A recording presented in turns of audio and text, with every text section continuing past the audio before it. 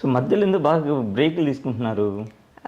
అది యాక్చువల్లీ కోరుకొని తీసుకునే ఒక బ్రేక్ కాదు. నేనేంటి అంటే స్క్రిప్ట్స్ చాలా వైజ్గా చూసి ఉంటున్నాను అనమాట. స్క్రిప్ట్ సెలెక్షన్కి చాలా ఆఫర్స్ వస్తున్నా కానీ నాకు ఏది అంత ఎగ్జైటింగ్ అనిపించట్లేదు. కొన్ని ఎగ్జైటింగ్గా అనిపించే ప్రాజెక్ట్స్ మేబీ అంటే మనకు కమర్షియల్ వైజ్ సెట్ అవ్వకపోవచ్చు. చాలా నెంబర్ ఆఫ్ రీజన్స్ ఉంటాయి.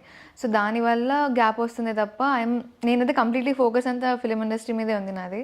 సో వింటున్నాను స్క్రిప్ట్స్ అన్నీ, ఏదైనా మంచిగా వస్తే చేసుకుంటూ వెళ్తున్నా. సో ఈ ప్రాసెస్లో, ఈ సెలెక్షన్ ప్రాసెస్లో కొంచెం టైం పడుతుంది అంతేనా? అంటే స్క్రిప్ట్స్ మీరే సెలెక్ట్ చేసుకుంటారా? ఇంకెవరిదైనా ఇన్వాల్వ్మెంట్ ఉంటుందా? Mother, father? నేను అన్నయ్య కలిసి స్క్రిప్ట్స్ వింటాము. వినిన తర్వాత అన్నయ్య ఒపీనియన్ చెప్తాడు. సో ఫైనల్ డెసిషన్ అయితే నాదే ఉంటుంది కంప్లీట్గా. మీదే ఉంటుంది. సో అన్నయ్య ఏంటి, అన్నయ్య ఏం చేస్తారు? అన్నయ్య ఇప్పుడు డబ్బింగ్ ఆర్టిస్ట్. సో తను ఇదే ఫీల్డ్లో ఉన్నారు. సో రీసెంట్గా డబ్బింగ్ కావడంతో వచ్చింది. కంప్లీట్లీ దీని మీద ఫోకస్. అంటే ఒక పర్టికులర్ స్క్రిప్ట్ పిక్ చేసుకునేంత నాలెడ్జ్ ఉందా మీకు? టు బి వెరీ ఆనెస్ట్, నాకు అంత ఇంకా లేదు కాబట్టి అన్నయ్య హెల్ప్ తీసుకుంటాను. ఎందుకంటే అన్నయ్యకి ఫిల్మ్ నాలెడ్జ్ చాలా ఎక్కువ నాకంటే.